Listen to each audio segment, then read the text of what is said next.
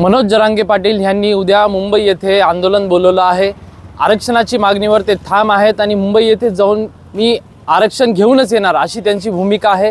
तर मी सध्या परभणी शहरातील विद्यानगर भागात आलेलो आहे। काही मराठा बांधव मुंबईच्या दिशेने निघणार आहेत। काल सणवार असल्यामुळे ते काही निघू शकले नाहीत, परंतु आज ते तयारी त्यांची झालेली आहे आणि ते पुढे निघतात। काय भावना आहेत दादा, काय मागणी असणार आहे तुमची? भावना आहेत, मनोज जरांगे दादा मुंबईला गेलेले आहेत। आम्ही त्यांच्या पाठीमागून परभणी इथून निघत आहेत। आमची एकच मागणी आहे की मराठा आरक्षण मनोज दादा जरांगे पाटील यांच्या आशीर्वादाने आम्हाला मराठा आरक्षण भेटलंच पाहिजे। आरक्षण भेटलंच पाहिजे, परंतु हायकोर्टाने 1 दिवसाची परवानगी दिलेली आहे। ती परवानगी आम्हाला मान्य नाही। ती परवानगी ही शासनानं पुन्हा दुसऱ्या दिवशी दिलेली आहे। ती परवानगी आम्ही अगोदर महिनाभर अगोदर ते ठिकाण पाहून आलो। सर्व आमचे बांधव हे अगोदर सरकारला माहीत होते 29 ऑगस्टला येणार आहेत, परंतु हे सरकारला कळल्यामुळं सरकार धास्तावलेलं आहे। आणि मी NDTVचे आपले खूप खूप मनापासून आभार मानतो की राहुल कुलकर्णी सर असतील, आपलं NDTV असेल, हे अतिशय पूर्ण वेगानं प्रत्येक क्षण आपला NDTV ही मराठा आरक्षणासाठी देत आहे। आणि आमचा राजा हा भक्कम आमचा एक निर्भीड आहे आणि कुणालाही आतापर्यंत मॅनेज झाला नाही, हा आमचा मनोजदादा जरांगे आहे। आणि त्याच्यामुळं सरकार हे धास्तावलेलं आहे। आत्ताच मी लाईव्ह बातमी बघितली, 47 किलोमीटर अशी लांब ही ट्रॅफिक लागलेली आहे।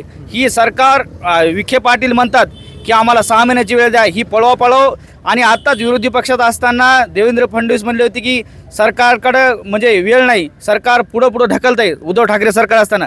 मग आता तुम्ही तर तुम्ही काय करतात? ही भावना निश्चितपणानं आडमुठेपणाची फडणवीस अगोदरच म्हणले होते की आमचा DNA OBC आहे, हे अतिशय आम्हाला अगोदरच माहीत आहे की एकनाथ शिंदे साहेब आम्हाला भेटायला आले, ते आंतरवाडीला आले, पण आजपर्यंत फडणवीसने एक सुद्धा मराठा आरक्षणाला भेट दिली नाही। ही अतिशय चुकीचे आणि त्याला OBCच्या आरक्षणाला ओबीसीच्या मराठ्यांची पण मागणी OBCतूनच आरक्षण घेण्याची आहे। DNA मराठ्यांचाही OBCच होणार आहे। तुम्हाला काय वाटतं, OBCतून मागणी तुम्हाला जी होतीये ती रास्त आहे? रास्त आहे मागणी, 100% रास्त आहे। आरक्षण भेटणार आहे? भेटणार, 100% भेटणार। नोंदी मिळाल्यात आमच्या कित्येक नोंदी मिळाल्या आणि त्याच्या आमचे सगळे सोयरे निघाले, मी सर्व त्याच्यामध्ये जाणार आहेत। आणि आमचा कुणाही समाजाला हे विरोध नाही, आमचा OBC समाजाला कुठल्याही धनगर बांधवाला किंवा विरोध नाही। आमच्या आता धनगर बांधव आमच्यासोबत आलेले आहेत, त्यांना विरोध आमचा बिलकुलही नाही। आणि ते सुद्धा ते ST मध्ये जाते, त्यांची मागणी आमच्याशी नाहीच काही। आणि आमचे लाख रुपये 10 लाख आमच्या शिक्षणासाठी जातात, आम्हाला फीस भरावी लागते। आमचे गोरगरीब आजही विलासराव देशमुख साहेब म्हणले होते की आज मराठा समाज सगळा सक्षम नाही, काही मोलमजूर करतात, काही आजही हे करतात, म्हणजे बराशी खांतात लोक। प्रत्येक मराठा समाज हा भक्कम नाही। पहिले 10 एकरावरचा आज 20 10 गुंठ्यावर समाज आलेला आहे। आज समाजाला हे शिक्षण परवडत नाही। समाजाचे आजही आमचे लोक हे काढून टाकतात नोकऱ्याहून, आमच्या नोकरी लागत नाहीत लोक, ही आमची शोकांतिका आहे। आमचे आज लाखो रुपये खर्च करून सुद्धा ही शोकांतिका आमच्यामध्ये आलेली आहे। ही काय सरकार फक्त आडमुठेपणाची भावना देते। मराठवाड्यामध्ये फक्त एकीचं बळ आज निर्णायक लढा आहे आणि याला मुंबई ही फक्त बाळासाहेब ठाकरे एक बंद करू शकले ते, आणि नंतर आमचा दादा फक्त मनोज दादा बंद करू शकणार आहे, त्याला कळलेलं आहे।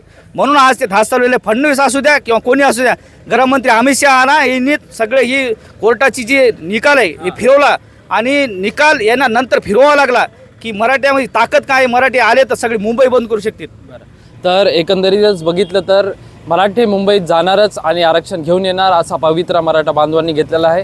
ते सध्या मुंबईच्या दिशेने आगेकूच करत आहेत। NDTV मराठीसाठी दिवाकर माने, परभणी।